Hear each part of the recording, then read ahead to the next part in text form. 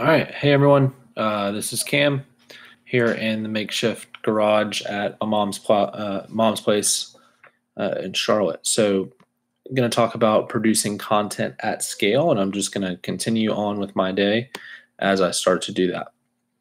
So, to fill you guys in, we produce about 30 to 40 videos a month. It's probably an accurate number. That gets split into, I've got a paper around here somewhere that gets split into Twitch, a podcast, goes on YouTube, Facebook group, LinkedIn blog, LinkedIn videos, Medium, SoundCloud, Alexa, Stitcher, and Facebook and Instagram as well. And and Messenger. I think that's all. I don't really do anything with email. Yeah. So what the average process of that looks like for us is we go on about a 2-hour, 3-hour recording session once a month. And then we upload all of our videos, split the audio, get it transcribed, get it edited, all that stuff. So today, right now, I am making the introductions for all of our videos. And this will take me for 30 videos. It'll take about an hour or so.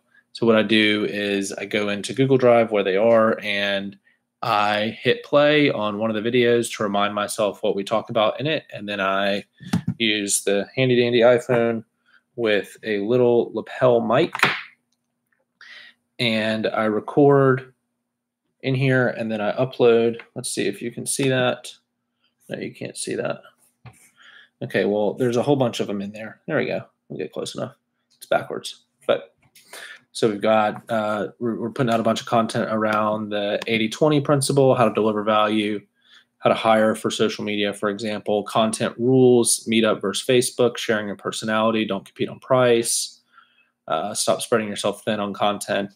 These intros are about 30 seconds, and then they get split to go onto GarageBand where a team member edits them and pushes them out to our podcast. We typically are queuing up about a month's worth of all of this stuff ahead of time. And it's a pretty intense process behind the scenes, but we're just going to do some today and you guys can see what it's actually like. I wish I could share my actual screen with you, but I guess we won't do that.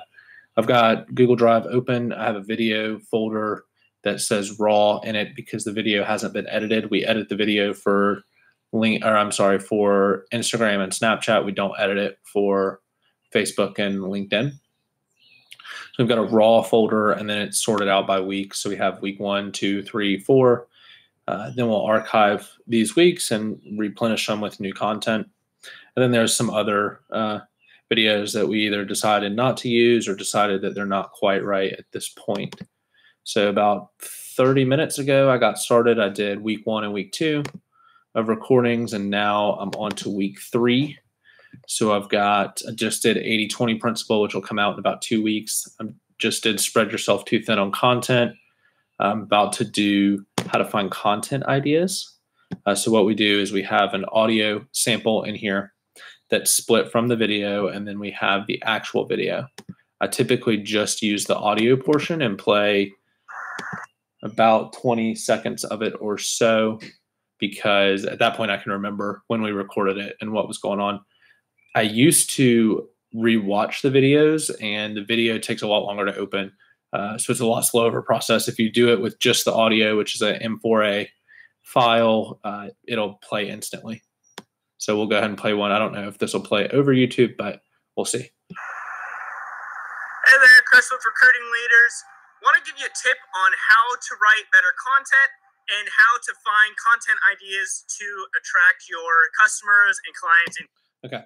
So we just recorded this like 2 weeks ago. If it had been 3 months ago, I probably wouldn't remember this, but I was there when Chris recorded this, so I know what's going on. So we're going to go in and I'm going to make about a 20-second intro. And I just go on my iPhone to voice memos and I just click the record button. Here we go.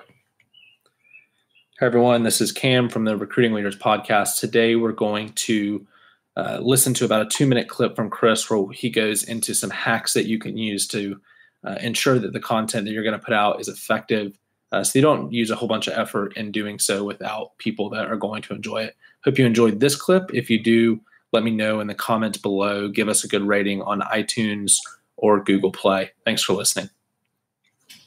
And that's pretty much it. So that was a 26-second clip.